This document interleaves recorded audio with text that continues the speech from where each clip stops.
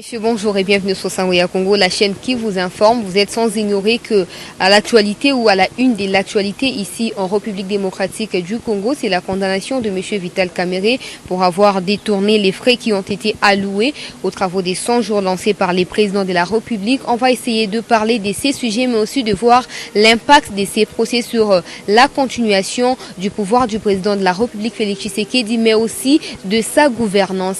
Mais est-ce qu'il faut espérer que la justice de notre pays va désormais marcher, va désormais faire mieux les choses qu'avant? Pour parler de tous ces sujets, nous avons reçu pour vous, vous le savez, la CAJ, elle est au milieu du village et elle est là pour se battre pour la justice de notre nation.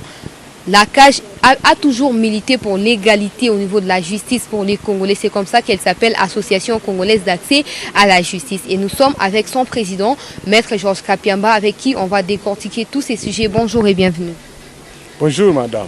Merci d'avoir accepté de nous recevoir et surtout de répondre à nos questions. Première question, condamnation de M. Vital Kamerhe. Quel est l'avis officiel de la CAJ? Bon, la CAJ, nous avons salué le travail abattu par notre justice. Les hommes et les femmes, magistrats, personnel judiciaire ont réalisé un travail appréciable et cela permet notre pays à s'engager davantage de manière résolue dans la lutte contre les actes de corruption, de détournement des deniers publics et de blanchiment des capitaux. Et nous devons davantage nous en féliciter parce que cette justice a fait ce travail avec ses moyens de bord. Donc pour nous, le procès s'est déroulé suivant les règles de procédure, les principes de procès juste et équitable. Nous n'avons rien à reprocher à la sentence. Le même juge ont existé il y a 18 ans en arrière. Et ces genres de situations ont eu lieu également il y a quelques années en arrière. Pourquoi il n'y avait pas de tels procès? Oui, il n'y avait pas de tels procès parce que ça se justifie. C'est vrai que personnellement, nous nous battons dans ces pays depuis plus de 30 ans pour que les magistrats servent réellement la nation, le peuple congolais, en veillant sur la protection du patrimoine de l'État, des biens de l'État, en veillant aussi à ce que ceux qui s'amusent à mettre la main sur la caisse de l'État pour leurs fins personnelles et de leurs membres de famille puissent être châtiés. Mais le contexte sociopolitique était tel que les magistrats étaient pratiquement caporalisés. C'est-à-dire le gouvernement, les politiciens avaient fait en sorte que les magistrats ne puissent pas jouir réellement de son indépendance, en montant plusieurs artifices, en menaçant même les autres, en sanctionnant beaucoup, en les envoyant dans des mutations à caractère punitif pour les pousser à ne pas travailler pour l'intérêt général. Mais maintenant, il faut reconnaître que depuis le début de l'année 2019, le pays a un nouveau leadership qui est incarné par le président Félix-Antoine Tshisekedi, qui a donné un nouveau ton, qui dit, qui ne cesse de répéter, pour dire que la justice doit être indépendante et les magistrats doivent travailler dans le seul but de faire triompher les droits. Et qu'il n'est pas question d'interférer sur leur travail parce que c'est seule la justice qui est capable d'élever notre nation et qui est capable de permettre au gouvernement de protéger toutes les recettes qui sont mobilisées dans toutes nos régies financières pour que ces recettes servent à la reconstruction de notre État, à résoudre les problèmes de pauvreté que plus de 99% des Congolais subissent à ce jour. Donc nous sommes totalement contents de ce qui s'est fait et nous leur demandons de poursuivre la même œuvre en regardant les autres dossiers de détournement de deniers publics, de blanchiment de capitaux. Il y en a nombreux. De sorte à rassurer davantage la population et consolider la confiance qu'elle est en train aujourd'hui d'acquérir. Justement, il faut consolider la confiance auprès de la population. La question est celle de savoir quelles sont les leçons à tirer par rapport à ces procès, sachant que vous l'avez suivi du début à la fin. Alors, les leçons sont de deux ordres. Premièrement, le procès a permis d'établir des dysfonctionnements graves au niveau du cabinet du président de la République, où nous avons constaté, comme nous l'avons mentionné dans notre première déclaration diffusée dans les réseaux sociaux, qu'il y a eu nomination de plusieurs conseillers, de plusieurs agents administratifs, en fondant tout simplement ces nominations sur des critères, soit d'appartenance politique ou tribale.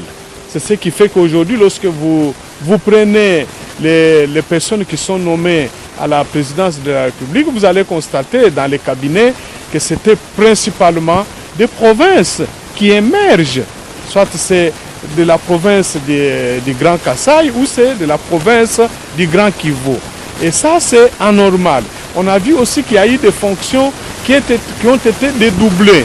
À telle enseigne qu'il y a eu d'autres agents qui se considéraient comme des électrons libres, qui ne dépendaient pas d'une certaine hiérarchie et que certaines tâches qui relevaient du portefeuille de tel collège de conseillers étaient confiées à des personnes qui n'avaient pas la qualification ou qui n'avaient pas ça dans leurs attributions. Donc ça a créé une sorte de flottement et le cabinet n'a pas permis de porter haut les projets de société du président de la République. Bref, la loyauté qui est censée se manifester dans leur chef, celle-ci s'est émiettée pratiquement et ces gens n'ont pas aidé en réalité le président de la République parce que les scandales sur les 57 millions dans le cadre du programme de 100 jours établit tout simplement que les collaborateurs du président de la République ne l'ont pas aidé. La plupart d'entre eux sont allés là-bas pour se faire de l'argent au lieu d'aller servir le président à réaliser ses promesses faites au peuple congolais. Donc, nous avons demandé au président de la République et nous allons continuer avec ce plaidoyer pour qu'il remanie son cabinet et que les prochains collaborateurs qu'il va désigner puissent être faits, cela puisse se faire sur base exclusivement de leurs compétences, mais surtout de leur intégrité morale. Parce que lorsqu'il n'a pas ce genre de personnes, le président de la République ne pourra rien réaliser. Deuxièmement, c'est les dysfonctionnements graves au niveau de certains ministères du développement rural. On a vu les ministres engager la République dans un contrat avec une société au sein de laquelle on a retrouvé qu'il y avait un des associés, c'était un enfant mineur, que d'ailleurs M. Jamal n'a même pas reconnu. Bref, le traitement des dossiers de l'État dans les ministères n'obéissent plus à la rigueur. On a vu la même chose au niveau du ministère des Finances, où le ministre a exécuté un ordre sans respecter la procédure avant de demander la régularisation. Et on a même bypassé les ministres de budget avant d'ordonner le paiement. Et la Banque centrale, n'en parlons pas.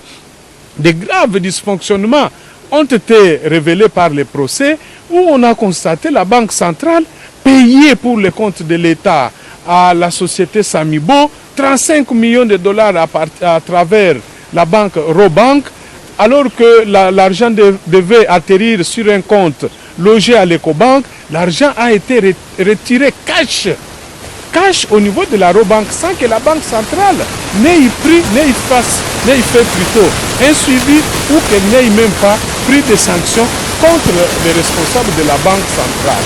Et enfin, on a constaté aussi que la Banque centrale était incapable même de faire le suivi des apurements en ce qui concerne les sociétés, les personnes physiques qui souscrivent aux licences d'importation. Des gens qui souscrivent, ils annoncent des sommes d'argent importantes, mais la Banque centrale ne s'assure pas avec la DGDA pour que la marchandise qui devait faire l'objet de sommes importantes qui ont été envoyées à l'étranger ait été ramenée et consommée sur le territoire de la République démocratique du Congo. Donc la Banque centrale a contribué de manière directe à la fuite des capitaux, à la fuite des devises qui sont nécessaires pour protéger les cadres macroéconomiques de la République démocratique du Congo. Donc voilà quelques leçons que nous avons tirées, sans oublier le fait que la condamnation telle qu'elle est tombée hier, elle sert et doit servir aujourd'hui de leçon à tous les autres responsables politiques, en commençant par des ministres, des mandataires, tous les hauts fonctionnaires de l'État, quel que soit leur niveau, des responsables des sociétés du portefeuille, des établissements publics, qui doivent savoir qu'on ne doit plus jouer avec l'argent de la République, c'est l'argent du peuple congolais. Et lorsqu'on vous met à ce niveau-là, c'est pour le protéger et que celui qui va encore oser pourra subir la même sanction telle que celle qu'on vient d'administrer à ceux qui se sont amusés en utilisant dangereusement leur position de manière abusive. Certains acteurs politiques, notamment ceux de l'autre camp, je ne vais pas citer ici parce que je ne suis pas en train de faire les éloges d'un cas ou d'un parti politique ou d'une plateforme politique, ils pensent plutôt que cette condamnation est tout simplement un rendement des comptes que le président de la République a exercé à son challenger dans l'avenir, c'est-à-dire que Vital Kamerhe, par rapport à l'accord UNC UDPS, c'est-à-dire CASH, il devrait être normalement candidat président pour les comptes de cette coalition en 2023. Mais madame, vous savez que toute personne a le droit d'exprimer ses opinions. Je suis certain que ceux qui tiennent ces discours sont soit ceux qui ont eu à toucher ou à bénéficier des avantages de ces actes abominables, à savoir la corruption et le détournement des deniers publics, parce qu'un Congolais ou une Congolaise patriote ne peut pas tenir ces discours. À partir du moment où le procès a démontré que plus de 57 millions ont été sortis de la Banque centrale et que cet argent n'a enrichi qu'un groupe d'individus. Aujourd'hui, madame, lorsque vous allez au camp Tchatchi, au lieu que ça soit 1500 maisons qui devaient être construites, 1000 pour nos militaires et d'autres maisons, 500 pour d'autres compatriotes qui sont dans la souffrance et 1000 aussi pour nos policiers, dont les conditions de vie sont difficiles aujourd'hui. Mais les gens, quand ils tiennent ce genre de discours, je les trouve vraiment comme des gens qui n'aiment pas leurs compatriotes. Parce que nous qui sommes au contact de nos militaires, nos policiers ou des autres Congolais qui vivent dans la pauvreté, nous sommes sensibles et nous disons que cette condamnation valait sa peine. Parce que les gens ont longtemps abusé de leur position officielle pour prendre l'argent des gens. Et c'est normal qu'un groupe d'individus, quelqu'un, parce que vous êtes un haut placé, vous puissiez prendre l'argent, commencer à acheter des maisons, des voitures de luxe pour vous, pour vos frères, vos cousins, vos enfants, alors que le peuple congolais est en train de souffrir. Nous avons des quartiers, des communes entières ici à Kinshasa où les gens ne savent même pas accéder à l'eau potable, n'ont pas d'électricité, les gens n'ont pas à manger. Mais vous prenez cet argent, vous êtes capable de dépenser comme ça 100 000, 200 000 pour acheter une voiture pour vous-même, alors qu'il y a d'autres compatriotes qui souffrent. Dans cette ville ici, des difficultés énormes et nous continuons à les vivre. Pourquoi? Parce que les sauts de moutons n'ont pas été terminés dans les délais. Et que 40% des sommes allouées par l'État à la construction des sauts de moutons avaient été détournées. Donc quand on poursuit ce genre de personnes, on les sanctionne conformément aux lois de la République. Il y a des gens qui pensent, qui se soulèvent pour dire que non, ce sont des règlements de comptes. Mais la justice doit faire son travail. Seule la justice peut élever notre nation. Et la justice maintenant dit, vous osez encore mettre la main sur la caisse de l'État, vous allez subir les mêmes sorts que ceux qu'on venait de juger.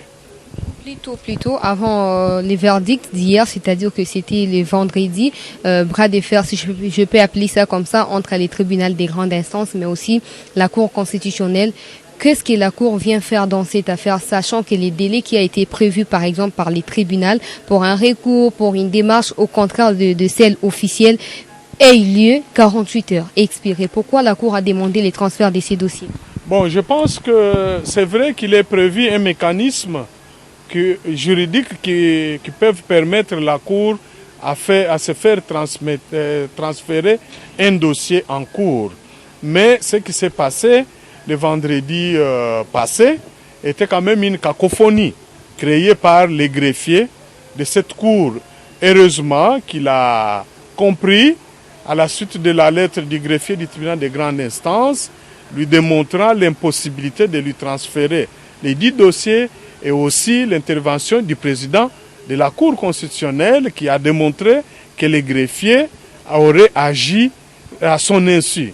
Et donc, ce que nous pouvons demander au président de la Cour constitutionnelle, c'est de mener une enquête sur le comportement de ces greffiers qui a vraiment créé du désordre, qui a donné à la face du monde l'impression que notre système judiciaire dysfonctionne toujours et que des sanctions appropriées puissent être prises à l'encontre du dit greffier pour que cela ne se répète plus à l'avenir.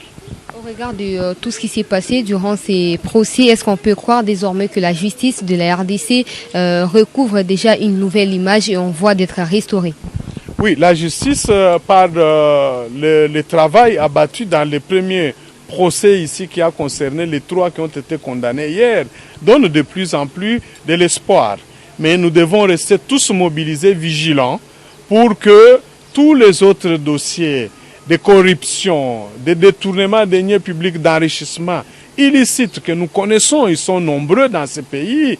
Je peux vous citer les cas de plus de 250 millions de dollars engloutis dans les projets agro-industriels Bukangalozo, qui n'a servi qu'une occasion pour qu'un groupe d'individus bien placés politiquement puisse détourner l'argent de l'État.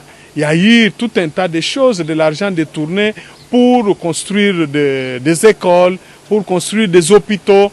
Et tous ces dossiers doivent retenir aussi l'attention de notre justice pour que les responsables, les auteurs et les complices puissent être interpellés, être sanctionnés, sans oublier aussi les responsables de la répression des manifestations publiques et pacifiques dans notre pays, les gens qui ont eu à ordonner à ce qu'on puisse aller gazer des chrétiens catholiques dans voilà, Rossi Mukendi qui a été tué, Kapangala qui a été tué, bref, tous les morts, tous ceux qui sont décédés, ces héros qui sont décédés pour l'avènement d'un état de droit démocratique dans notre pays, ont droit à la justice et leurs familles continuent toujours à réclamer cette justice. Et nous, la CAJ, nous nous joignons à toutes ces familles pour exiger la justice. Et ça sera une manière de rompre avec tout le passé pour que chacun prenne conscience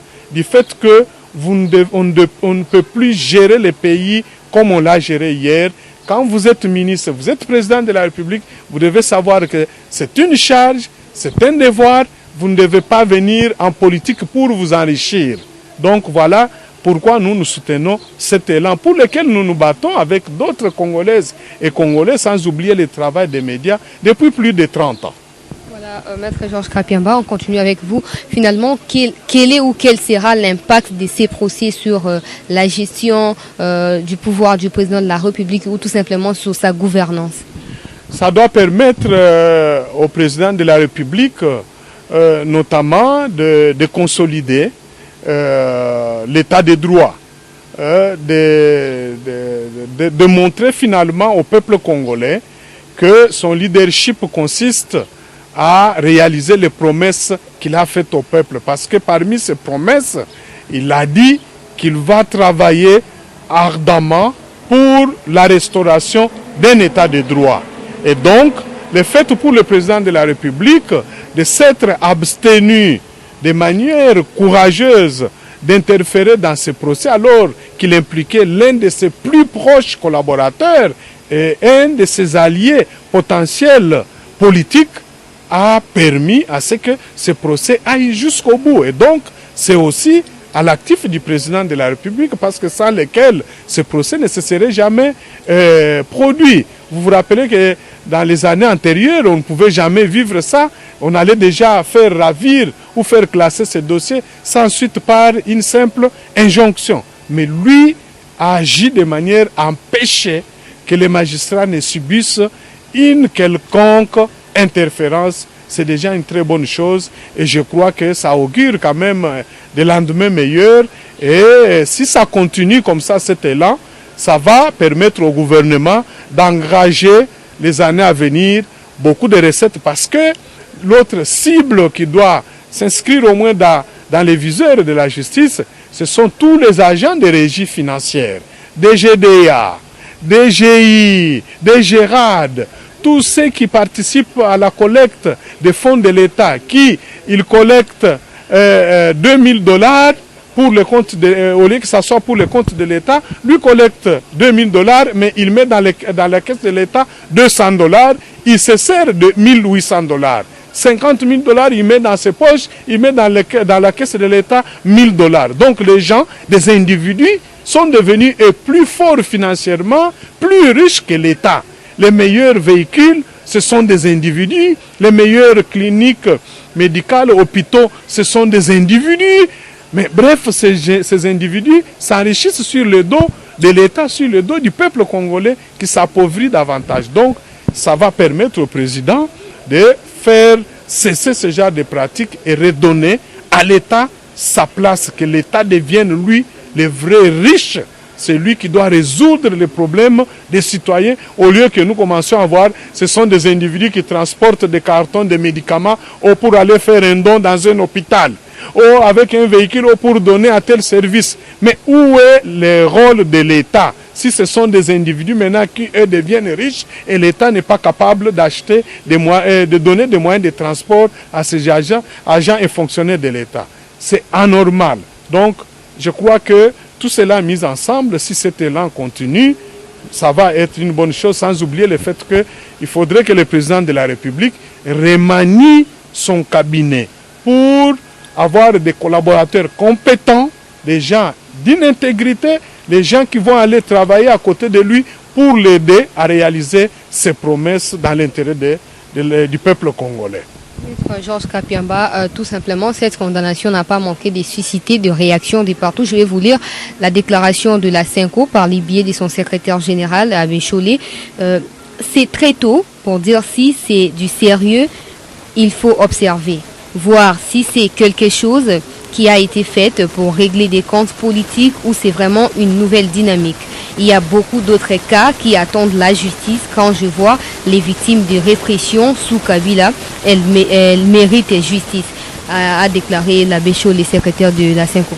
Oui, je crois que nous disons presque la même chose, mais nous nous nuançons en nous félicitant de ces premiers résultats, comme devant s'inscrire déjà dans un élan qui donne de l'espoir.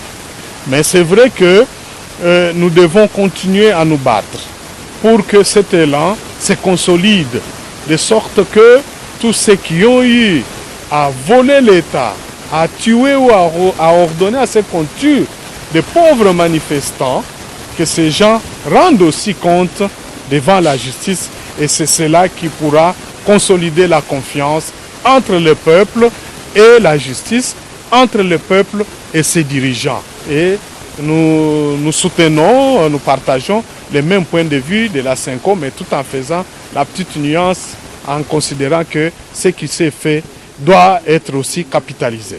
Avant de chuter, parlons Aubin Minakou, ancien président de l'Assemblée nationale, qui demande d'octroyer au ministre de la Justice les pouvoirs disciplinaires sur les parquets, l'institution d'un conseil des magistrats du parquet en marge du Conseil supérieur de la magistrature. Qu'est-ce qu'il veut dire par là? Est-ce que ce n'est pas une façon de demander les reculs pour les pays qui avancent déjà dans le sens de la démocratie ou tout simplement de l'autonomie de chaque institution du pays? Non, c'est-à-dire qu'il faut inscrire la démarche de Aubin Minakou dans une dynamique de ces Congolais et Congolaises qui veulent constituer aujourd'hui un bloc pour résister au vent de la restauration de l'état de droit. C'est des gens qui passent leur temps sûrement à préparer des plans pour faire échouer ces rêves des Congolais. Les Congolais ont la soif de l'état de droit. Mais eux, parce qu'ils savent bien vivre, gagner, préparer l'avenir de leurs enfants et leurs petits-fils dans un état où règne la terreur qui est tenue par un groupe de ceux qui sont forts politiquement, c'est la raison pour laquelle ils ont préparé ce projet de loi. Mais je pense que le peuple congolais est mûr aujourd'hui et tient à défendre son ordre institutionnel, qui a créé un équilibre entre les trois pouvoirs, le pouvoir exécutif, le pouvoir législatif et le pouvoir judiciaire, et qui a, par la Constitution de 2006, tenu à construire un état de droit au cœur de l'Afrique. Quand vous lisez le préambule, voilà l'engagement des Congolais. Et donc, nous devons tous nous engager, nous devons considérer que nous devons rester comme des fantassins, des gendarmes, des combattants contre ces groupes de résistants, ceux qui veulent empêcher la réalisation du rêve des Congolais, à savoir que la RDC devienne totalement un état de droit. Mais je crois que Aubin Minaku et c'est lui avec lequel ils ont co-signé ces propositions de loi. Déjà, dans nos organisations de défense des droits de l'homme, toutes les organisations socio-professionnelles, les syndicats, tout le monde, nous allons nous organiser à partir de la semaine prochaine pour leur dire non et non, pour que les magistrats soient encore caporalisés. Parce qu'ils veulent mettre les magistrats au pas. Et nous n'accepterons plus ça dans notre pays. Nous devrions accepter tous de mourir face à ces gens, mais nous savons que le peuple finit toujours par gagner, comme notre Rossi Mukendi l'avait dit. Maître Georges Kapiemba, pour chuter dans le Nord Kivu, disons les rangs Kivu, avant que cette révolution ait lieu, les Kivusiens avaient promis que cas où leur leader, leur représentant, la personne de Vital Kamerhe, sera condamné, ils vont brûler tous les Kassaïens. Est-ce que ces problèmes ou ces procès à constituer sur les tribalismes ou des clans contre un autre clan, ou tout simplement quelqu'un qui a détourné les fonds publics et qui doit répondre de ses actes devant la justice? Je crois qu'il faut aussi relativiser en disant que c'est un petit groupe de Kivusiens. Ce ne sont pas tous les Kivusiens, parce que moi je travaille avec beaucoup. Je connais bien l'essence du patriotisme de mes frères du Kivu, l'engagement, leur lutte. Rappelez-vous que la plupart d'entre eux sont aujourd'hui des martyrs. Je connais beaucoup qui sont morts dans la défense seulement d'un état de droit. Et donc, ces petits groupes de sympathisants qui ont pensé qu'il faut profiter de cette occasion pour raviver encore les sentiments de tribalisme, de régionalisme, ont eu tort. Et le gouvernement de la République a pris des dispositions. Nous avons constaté avec satisfaction que la police a fait son travail pour protéger toutes les personnes et leurs biens vivants dans la province du Sud Kivu en général, mais dans la ville de Kivu, dans la ville effectivement de Bukavu en particulier, c'est déjà une bonne chose. Nous devons lancer encore un appel aux uns et aux autres de comprendre que nous sommes un peuple, un seul peuple. Nous sommes une même communauté qui partagent les mêmes destins. Nous devons tous réfléchir, regarder dans la même direction, en considérant qu'aujourd'hui, si notre justice pourchasse les corrupteurs, les corrompus, les détourneurs de deniers publics, c'est à l'avantage de nous tous. Parce qu'à ce moment-là, si ces abus ne se commettaient pas, Bukavu allait avoir déjà ces 12 kilomètres qui auraient dû être asphaltés dans le cadre du programme de 100 jours. Goma allait en avoir autant. Mais nous avons constaté qu'à cause de pratiques de corruption, l'argent de l'État était sorti, mais il y a eu un groupe d'individus qui se sont arrangés pour voler cet argent. Et quand vous allez à Bukavu, qui a été une belle ville, Bukavu n'est plus belle ville. Pourquoi? Parce qu'il y a des routes qui ne sont pas entretenues. Donc, ils doivent savoir que quand l'argent est volé, c'est nous tous qui souffrons, tous les Congolais, quel que soit là où nous sommes. Quand les gens vivent difficilement à Butembo, vivent dans l'insécurité à Beni, ça doit être l'affaire de nous tous. Lorsque un seul de nos dirigeants vole l'argent, nous devons tous nous mettre debout, crier aux voleurs, demander à la justice de l'arrêter, les juger et les condamner pour le bien de nous tous. Parce que si notre gouvernement arrive à réaliser 100 milliards de budget, ça sera le bonheur de tous les Congolais. Partout où on ira au monde, on va nous respecter et tous nos frères et sœurs qui ont quitté notre pays pour aller chercher le bonheur ailleurs vont revenir, y compris ceux qui ont quitté la province du Kivu. Donc il faut qu'on mette fin au tribalisme, que les gens ne puissent pas s'aligner au point de vue parce que c'est mon frère. Quand un frère, même dans nos familles, un frère vole, c'est tous les autres frères et sœurs qui devront dire tu as mal agi. Nous ne devons pas tribaliser la justice. La justice est un bien commun à tous les Congolais. Quand elle est rendue, comme l'article 149 de la Constitution dit, la justice est rendue sur tous les territoires de la RDC au nom du peuple congolais. Donc la justice, la condamnation qui est intervenue hier ici à Kinshasa, mais a été faite pour tous les Congolais, que ce soit ceux qui sont à Butembo, à Bumba, à Mbujimai, Kabeya Kamwanga, Kananga, et j'en passe. C'est nous tous, nous devons être fiers pour dire que par notre vigilance, nous avons fait condamner les mauvais de nous. Nous avons donné un signal pour dire que celui qui va se comporter comme eux subira les mêmes sorts, et comme ça, ça crée la peur et les gens vont avoir désormais peur de jouer avec les biens de l'État. Justement, pour finir, Maître Georges Kapiamba, l'avis ou l'opinion ou, disons d'abord, l'élection de Corneille Nangaa, du remplaçant de Corneille Nangaa à la tête de la Commission électorale nationale indépendante, quel est l'avis officiel ou la position officielle de la CAJ, s'agissant que ces postes-là reviennent par exemple aux confessions religieuses qui, jusque-là, il n'y a pas de consensus quant au choix parce qu'il y a le FCC qui s'est joint à la CENCO pour dire qu'il refusait M. Ronsard, et alors que de l'autre côté, il y a une équipe qui soutient M. Ronsard. Quelle est la position officielle de la CAJ? Notre position a été exprimée conjointement avec celle des autres organisations de la société civile. Nous l'avons fait il y a 10 jours pour dire non au processus qui était engagé par la présidente de l'Assemblée nationale en violation totale de l'article 10 de la loi organique sur la CENI, d'autant plus que cette loi ne reconnaît aucun pouvoir, aucune prérogative à la présidente de l'Assemblée nationale de demander aux chefs de confession religieuse de procéder à la désignation de qui que ce soit, moins encore à d'autres composantes de la société civile.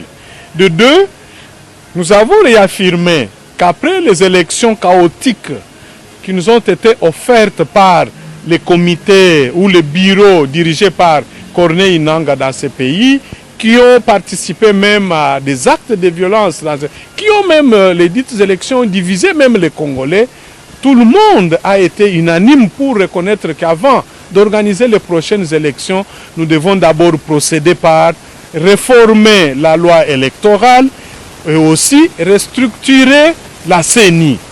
Mais au moment où tous nous attendons qu'une impulsion soit donnée par le président de la République conformément à l'article 69 de la Constitution qui fait de lui le garant du bon fonctionnement des institutions de services publics, mais c'est Madame la Présidente qui va demander aux confessions de se lancer dans ce que nous appelons comme une aventure qui a débouché tout simplement à faire insérer Ronsard Malonda qui partage les mêmes bilans chaotiques des élections organisées en 2006, 2011 et en 2018.